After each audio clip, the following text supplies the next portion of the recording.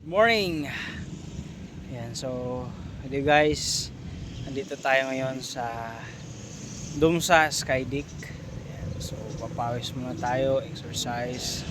Ayan, syempre di nawawala yan, everyday routine, every morning after nating humataw sa ating negosyo. Ayan.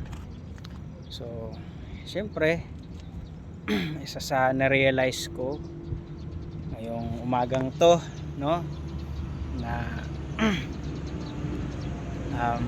tayong tao merong iba't ibang lakbayin, no, and merong nauna, merong nahuli, no. Kung ngayon nahuli ka man dun sa success or yung sa goal na hinahanap mo at merong nauna sa'yo, huwag ka lang huminto kasi kung ano yung narating nila, dun ka rin papunta.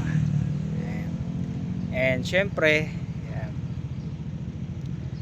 tuloy-tuloy lang.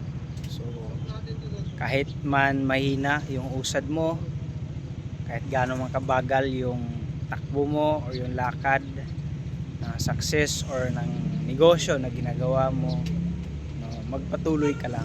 Kasi isa sa na-realize ko ngayon na kahit nauna man sila, sayot at sa gusto mo, doon ka rin pupunta. So huwag ka lang huminto. Ayan, tibayan mo lang loob mo,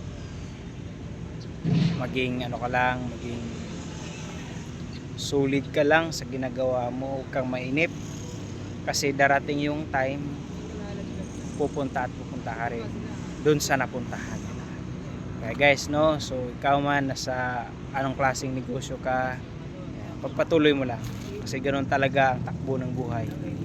Kailangan mong magpatuloy sa ano man yung ginagawa mo. So syempre, well, exercise, and mamaya magano tayo,